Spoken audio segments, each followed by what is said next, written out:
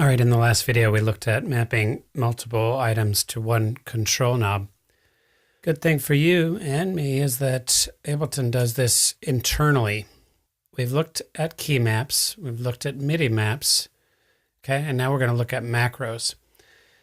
Pick a track, take a vocoder. I'm going to just use a vocoder in this case. Dial in a sound.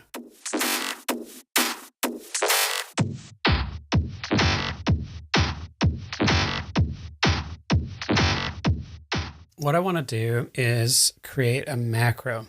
Now, by way of explanation, you'll see in these audio effect racks a strange phenomenon, and that is that they have little pink dots. Okay, so we've looked at key maps, MIDI maps, and now we're going to look at macro maps. So I've got orange, blue, pink.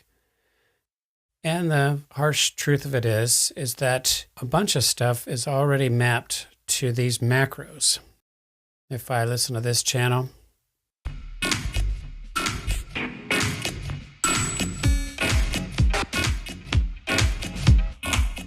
I can see that multiple things are moving within this set of conditions right here.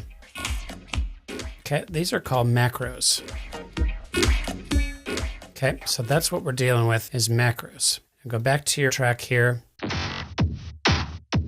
How do I get macros on any old plugin? I can just simply select the device and say group. And now I have, when I open up this item here in specific, I have a macro. And I can just simply right click. I'm going to move this up so we can get everything in the window. Right click and say map to macro 1. And when I play this clip, you can see it's affecting my depth. And I can map a bunch of things to macro 1.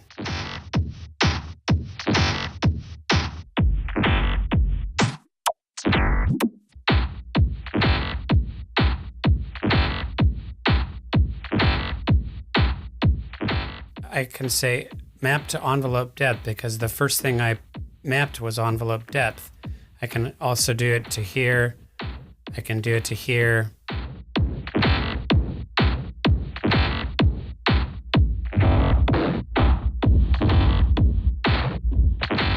Okay, and I can go back in and do what's called mapping ranges. So before we experimented with inverting the range, I can do that.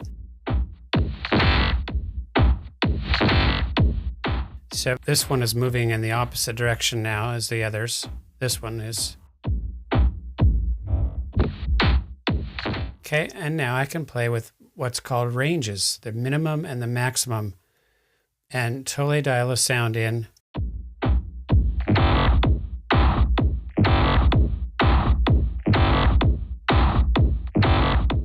Okay, so I've created multiple mappings to one knob within Ableton Live itself. What if I wanted to add a beat repeat to that and also have those things mapped to it? But I wanted to put it within the device rack. So if I put it out here, I'm not going to get a menu to edit to macros. If I stick it inside the device rack, then I have the ability to map this to macros as well.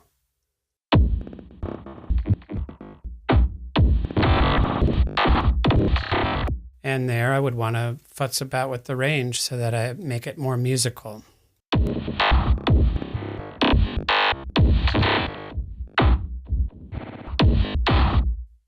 And I can map anything to these macros. Basically, I could map the on-off switch to it.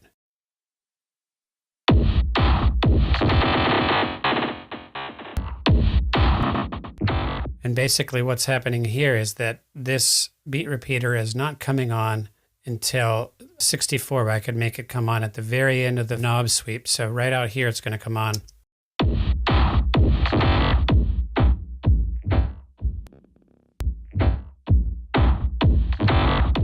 Okay, so these are called macros. And just to go back and look at one that comes with the install that are quite a bit more fine-tuned than my own, just go to DJ Master Channel, and you can see in here lots of little macro mappings.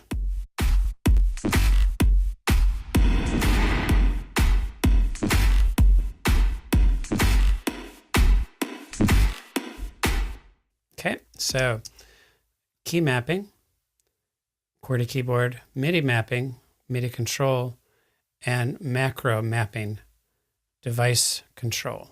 Multiple parameters mapped to one knob. And the ranges are fine-tuned musically, and you can invert the ranges. And then in turn, you can map one of those macros to a knob on your controller, just like so.